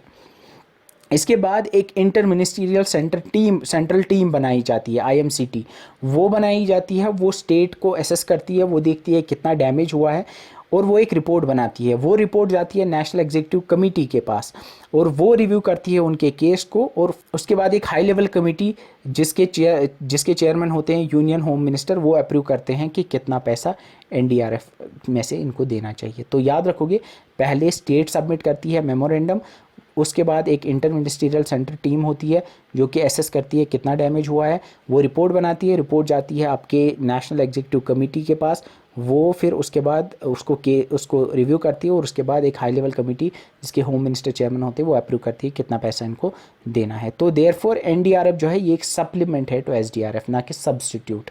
ठीक है, ये इंपॉर्टेंट याद रखोगे। Then we have SDRF. SDRF क्या है? एसडीआरएफ एक डेडिकेटेड फंड है at the state level for meeting the expense of immediate relief for the victim. It's established under the section 48(1) of disaster management act 2005, जो कि mandate करती है हर एक स्टेट गवर्नमेंट एक एसडीआरएफ कॉन्स्टिट्यूट करनी चाहिए। ये पब्लिक अकाउंट में ऑफ द स्टेट में होती है। इससे ये होता है जैसे वहाँ पे पब्लिक अकाउंट ऑफ इंडिया में एनडीआरएफ होता है, ये लैप्स नहीं होता है हर फाइनेंशियल ईयर के बाद। एसडीआरएफ जो है ये प्राइमरी फंड है अवेलेबल जो होता है स्टेट गवर्नमेंट के पास, and it's the first line of financial defence. Against the disasters. ठीक है, इसका फंडिंग मैकेनिज्म क्या होता है, इसका कोऑपरेटिव फेडरलिज्म मॉडल पे ये काम करता है। एसडीआरएफ जो है जनरल स्टेट्स के लिए 75% एसडीआरएफ सेंट्रल गवर्नमेंट देती है और 25% स्टेट गवर्नमेंट कंट्रीब्यूट करती है। लेकिन special category states like Himalayan and north eastern states में 90% जो है वो सेंट्रल गवर्नमेंट कंट्रीब्यूट करती है और 10% जो है वो स्टेट गवर्नमेंट कंट्रीब्यूट करती है। और सेंट्रल गवर्नमेंट का जो कंट्रीब्यूशन है वो 2 इक्वल इंस्टॉलमेंट्स में हर साल रिलीज़ किया जाता है based on the recommendation of finance commission. अब एसडीआरएफ में इसको मैनेज ऑब्वियसली स्टेट गवर्नमेंट करती है। इसको ओवरसी कौन करता है, इसको ओवरसी करता है स्टेट एग्जीक्यूटिव कमेटी, जिसके चीफ सेक्रेटरी जो होते हैं हेड होते हैं। एंड इसकी यूजेज और स्कोप एक्सपेंडिचर की अगर बात करेंगे तो it can be used for providing for the gratuitous relief, यानी फूड वाटर वगैरह के लिए इसको यूज़ किया जा सकता है। Search and rescue operations, evacuation of the people, providing temporary accommodation, emergency repair, air dropping of essential, disposal of animal carcasses and sanitization, ex gratia payments to the families of the deceased, and a small portion, usually 10% as per MHA, can be used for preparedness and capacity building activities. Now यहाँ पे ये preparedness और capacity building के लिए यहाँ होता है, लेकिन NDRF में ऐसा नहीं होता। ये इंपॉर्टेंट है, ये आप याद रखोगे। अप टू 10% जो है वो कैपेसिटी बिल्डिंग और प्रिपेयर्डनेस के लिए यूज़ किया जाता है। नाउ क्रिटिकल डिफरेंस मुझे लगता है आई गेस आपको याद समझ आ गया होगा कि जब डिज़ास्टर ओवरवेलम करें, यानी अगर डिज़ास्टर ज़्यादा बड़ा हुआ तो उस केस में स्टेट्स जो हैं वो एनडीआरएफ में से कुछ पैसा ला सकती हैं। ठीक है, तो SDRF is primary fund and NDRF is supplementary fund. इसके बाद we are something called as prime minister national relief fund, PMNRF. ये एक पब्लिक चैरिटेबल ट्रस्ट है जो कि प्राइम मिनिस्टर के डिस्क्रिप्शन पे बनाया गया है। ये कोई स्टैचुरी फंड नहीं है, मतलब जैसे एनडीआरएफ और एसडीआरएफ जो है वो स्टैचुरी फंड्स है, क्योंकि वो अंडर ए लॉ बनाए गए हैं, ये अंडर एन एक्ट बनाए गए हैं, वो डिजास्टर मैनेजमेंट एक्ट के अंडर बनाए गए हैं। ये किसी एक्ट के अंडर नहीं आते हैं, ये सिंपल एक ट्रस्ट है जिसको एक्चुअली 1947 पार्टीशन के टाइम पर प्राइम मिनिस्टर ने इस्टेब्लिश किया था, जवाहरलाल नेहरू ने, जनवरी 1948 में। इसके फाउंडर जवाहरलाल नेहरू थे जो फर्स्ट प्राइम मिनिस्टर थे। इसका ओरिजिनल पर्पस था जो डिस्प्लेस्ड लोग थे पाकिस्तान से जो आए थे उनको असिस्ट करने के लिए इसको बनाया गया था। पर्पस एंड मैंडेट क्या है, करंटली अगर आप आज देखोगे तो इसका प्राइमरी काम है immediate relief to the disaster victims, this the first purpose. Second is financial assistance to medical treatment. कुछ ऐसे लोग होते हैं जिनको किसी बड़ी सर्जरी के लिए, किसी बड़े मेजर ट्रीटमेंट के लिए पैसे की ज़रूरत पड़ती है, तो वो prime minister national relief fund से निकाल सकते हैं पैसे। ठीक है, तो क्रूशल डिफरेंस तो आई गेस इतना समझ आ गया। क्रूशल डिफरेंस की अगर बात करेंगे पीएमएनआरएफ और स्टेट एसडीआरएफ या एनडीआरएफ से, वो क्या है। पहली चीज़ तो पीएमएनआरएफ जो है ये एक ट्रस्ट है जिसको बनाया गया अंडर पीएम डिस्क्रिप्शन, और नेशनल डिजास्टर और स्टेट डिजास्टर रिस्पांस फंड जो है ये स्टैचुरी फंड्स है जिनको डिजास्टर मैनेजमेंट एक्ट 2005 के अंडर बनाया गया। फंडिंग सोर्स एंटायरली जो पीएमएनआरएफ है वो एंटायरली पब्लिक कंट्रीब्यूशंस पे डिपेंड करता है, यानी सारा पैसा जो आता है वो डोनेशन से आता है, इंडिविजुअल्स, ऑर्गेनाइजेशन, कॉर्पोरेट से आता है, कि कोई भी पैसा बजट से नहीं आता है। लेकिन एनडीआरएफ और एसडीआरएफ में जो पैसा आता है वो गवर्नमेंट्स फंड करती हैं, वो सेसेस बजट एलोकेशन से आता है, जैसे ऑलरेडी हमने देखा। एनडीआरएफ के केस में सेस और बजट एलोकेशन से आता है, और एसडीआरएफ के केस में सेंट्रल गवर्नमेंट और स्टेट गवर्नमेंट से कुछ आता है। ठीक है, स्कोप ऑफ यूज़, इसको यूज़ किया जा सकता है नेचुरल डिजास्टर्स के केस में, man made tragedies like rights होंगे, एक्सीडेंट्स होंगे, उस केस में मेडिकल ट्रीटमेंट्स के लिए भी इसको यूज़ किया जा सकता है। इसमें एनडीआरएफ और एसडीआरएफ के केस में इसको सिर्फ और सिर्फ immediate relief and response for notified disasters as per MHA guidelines के लिए यूज़ किया जा सकता है। मैनेजमेंट ये डिस्क्रिप्शन है प्राइम मिनिस्टर का, पीएमआरएफ वो जहाँ चाहे वो खर्च करेंगे, मतलब उनका डिस्क्रिप्शन है, वो कैसे मैनेज करते हैं, मतलब उन्हीं के अंडर आता है। यहाँ पे कमेटी बेस्ड सिस्टम होता है, एनईसी एंड एसईसी जो ऑलरेडी हमने देखा। ऑडिट, ये इसका ऑडिट कोई independent third party auditor outside the government कर सकती है। हाँ बस मैं लगे 5 मिनट बस। इसको ऑडिट कर सकता है एनडीआरएफ और एसडीआरएफ जो है ये कैग के अंडर आते हैं, कैग के ऑडिट के अंडर आते हैं। अगर पीएमएनआरएफ की बात करेंगे, जैसे ऑलरेडी मैंने बोला, ये एंटायरली वॉलंटरी कॉन्ट्रीब्यूशंस पे डिपेंड करता है, इससे बजट से कोई पैसा नहीं आता है। और डोनेशंस जो पीएमआरएफ है वो tax benefits under section 80G, यानी इनकम टैक्स के सेक्शन 80G के अंडर टैक्स बेनिफिट्स मिल सकते हैं, यानी अगर डोनेशंस आप करते हो तो आपको टैक्स बेनिफिट्स मिल सकते हैं। ठीक है, तो इन शॉर्ट पीएमएनआरएफ जो है ये फ्लेक्सिबल फंड है जिसको मल्टीपल जगहों पे काम यूज़ किया जा सकता है। डोनेशन बेस्ड ह्यूमैनिटेरियन फंड है, लेकिन एनडीआरएफ जो है वो formal government funded emergency response mechanism है। अगर एडमिनिस्ट्रेशन की बात करेंगे तो अल्टीमेट अथॉरिटी जो है वो प्राइम मिनिस्टर के पास होती है, और फंड जो है इसको पीएमओ यानी prime minister's office on honorary basis वो जो है एडमिनिस्टर करती है। जो पीएमओ में जो ऑफिसर्स और स्टाफ होते हैं वही इसको as a part of their duties manage करते हैं। डिसबर्समेंट की अगर बात करेंगे तो ये डायरेक्टली बेनिफिशरीज़ को थ्रू स्टेट गवर्नमेंट या हॉस्पिटल अथॉरिटीज़ के थ्रू दिया जाता है। Then there is something called PM cares fund, जो रिसेंटली बना था, जो जिस पे कंट्रोवर्सी भी हुई थी। That is prime minister citizen assistance and relief in emergency situation, PM cares fund. इसको लॉन्च किया गया था 28 मार्च 2020 को। इसका रेस्पॉन्स है to deal with emergencies like कोविड-19 pandemic and support relief rehabilitation preparedness efforts. तो ये कोविड-19 के बाद एक्चुअली कोविड-19 के लिए ही बना था, एंड इसको बाद में लाइक एक्सपेंड भी किया गया था। इसका ये एक पब्लिक चैरिटेबल ट्रस्ट है, जस्ट लाइक योर पीएमएनआरएफ, ये भी एक पब्लिक चैरिटेबल ट्रस्ट है। इसके चेयरपर्सन जो होते हैं वो प्राइम मिनिस्टर होते हैं। इसके और ट्रस्टीज़ जो आते हैं उनमें डिफेंस मिनिस्टर, होम मिनिस्टर और फाइनेंस मिनिस्टर इसके बाकी ट्रस्टीज़ हैं। ये डोनेशन बेस्ड है, इसमें डोनेशंस आ सकते हैं फ्रॉम इंडिविजुअल कॉर्पोरेशंस और ऑर्गेनाइजेशंस। इसमें कोई बजटरी सपोर्ट नहीं है, लाइक गवर्नमेंट से कोई पैसा नहीं आता है। ये और डोनेशंस जो इस पीएम केयर्स में जाते हैं दे are eligible for 100% tax exemption under section 80G of the income tax act. CSR eligible under the companies act 2013. इसके अलावा there is no auditing by CAG and इसमें ऑडिटिंग हो सकती है bye independent chartered accountants. And इस case में इसी पे कंट्रोवर्सी एक्चुअली हुई थी। रीज़न ये था कि देयर आर सम पीपल जो पूछ रहे थे कि लाइक ऑडिट मांग रहे थे इस चीज़ का, बट नोबडी नोज़ अभी तक, लाइक गवर्नमेंट ने अभी तक आउट नहीं किया है कि पब्लिक नहीं किया है कि कितना पैसा आया, कहाँ खर्च हो, वो सारी चीज़ें। यूज़ ऑफ फंड्स की अगर बात करेंगे तो इसको यूज़ कर सकते हैं परचेज ऑफ वेंटिलेटर्स, कोविड-19 वैक्सीन, ऑक्सीजन प्लांट्स और रिलीफ पैकेजेस के लिए। एंड इसके अलावा सपोर्ट फॉर ऑर्फन चिल्ड्रन और हेल्थ केयर इंफ्रास्ट्रक्चर के लिए भी इसको यूज़ किया जा सकता है।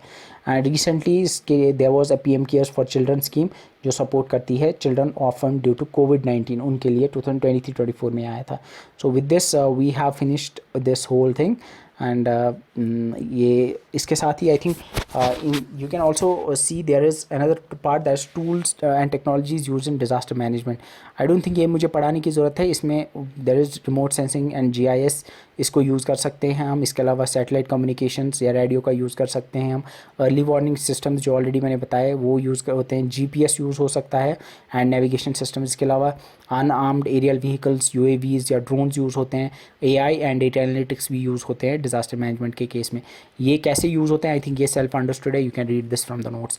So with this we have completed the disaster management part, and inshallah in the next lecture we will see what we will start. We will start the J&K GK, or maybe we will start the human rights or all. So also you can write in the comments what should we start next. So thank you so much for watching. See you in the next video. Till then, bye bye.